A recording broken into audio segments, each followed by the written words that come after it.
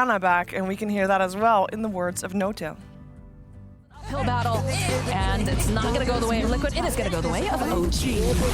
We've had a recent roster change before our last stretch to TI, and people probably heard since we are airing this interview that it's Ana, and it's a familiar face. It's very nostalgic, of course.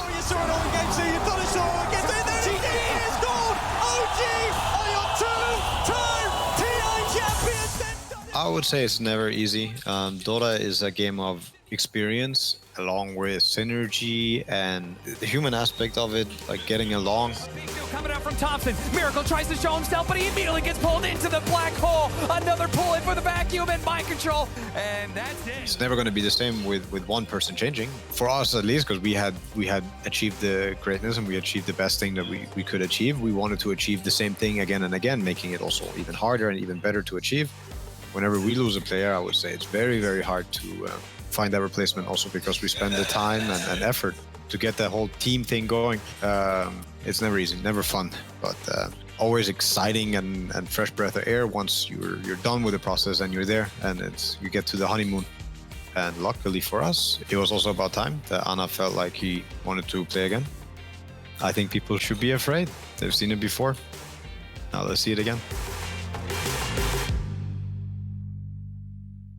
That smile says it all. They've seen it before, they'll see it again, and we are going to see OG with Ana again. Definitely OG back in action.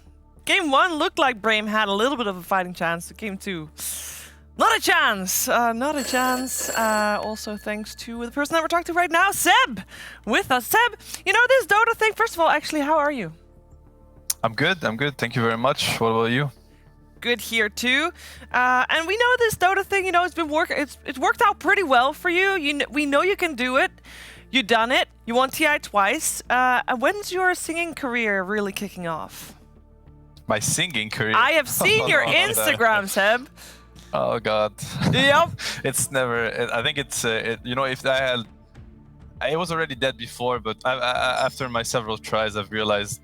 I knew I was bad, but I didn't know I was that bad, you know? Doesn't it run in the family? Come on. I mean, yeah. Maybe everything just went to my sister. You know, I've realized, like, I've put a lot of resources into Dota. There's not much left for anything besides Dota, unfortunately. For now, at least. Hey, fortunately for us, we enjoyed that series a lot. How is it playing with Ana again? What can I say? It's like, it's a blessing. You know, it's like meeting when you've missed somebody a lot.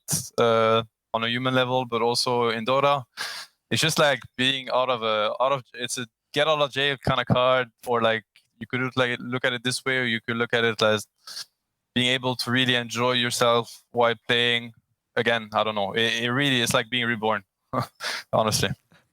So a lot of Dota is about objectives, and I was just wondering if there's anyone else in the world that you trust more to completely ignore the objectives and dive tier 4s with you than Ana.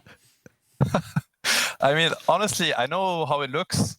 Of course, sometimes it's not efficient, but at the same time, it's kind of like making a statement in the game too. I don't think it's totally bad Dota-wise. You know, we also do it for Dota reasons. We don't only do it. Of course, sometimes we get carried away, but the reason why we do it at first is not like, oh, let's taunt them. You know, we actually respect our opponents a lot, every opponent that we play against, and we first do it for Dota reasons. But you know, while we were doing it this game, I was telling myself like the glyph is buffed, the fountain is buffed. I'm like, it must have been so easy before compared to now. Like, there's so much you need to keep track of. Yeah, and I guess it helps us also practice the, you know, like the very tense situations.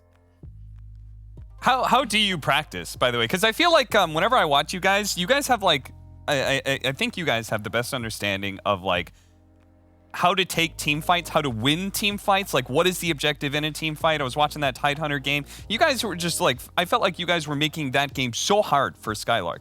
How do you guys practice that? Because I feel like, you know, like teams, you can practice laning phase and you could 2v2 against each other and stuff like that. How do you guys practice that aspect of the game that I feel like you guys are so good at? I mean, luckily everybody understands the subtleness about Dota, because these things are very hard to they're actually pretty hard to practice. I think, of course, we talk about the game a lot. We watch games together. We debrief games. So that's a learning process and that's practice, I guess.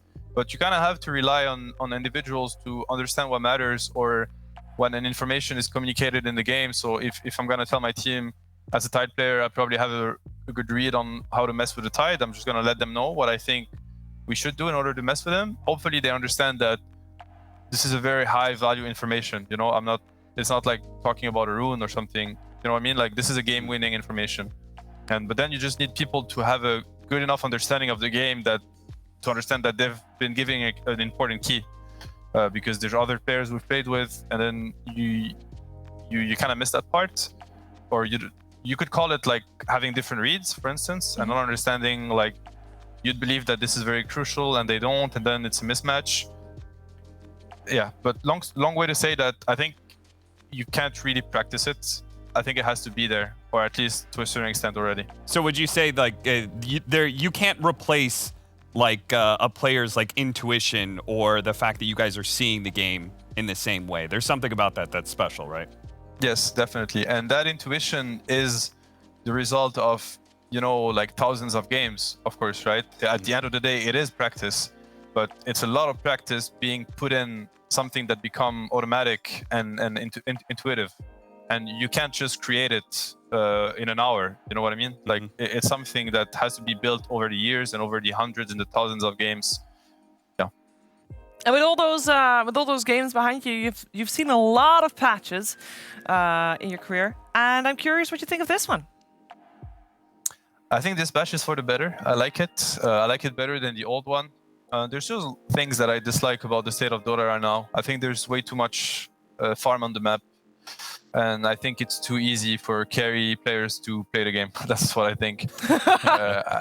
You know, I come from Dota 1, and in Dota 1, no matter the role you played, if you made like 2-3 crucial mistakes in the first 5 minutes, you could just tab out. Like you actually never got to play the game. You had supports level 3, minute 15. Of course, that's too extreme and it's not fun.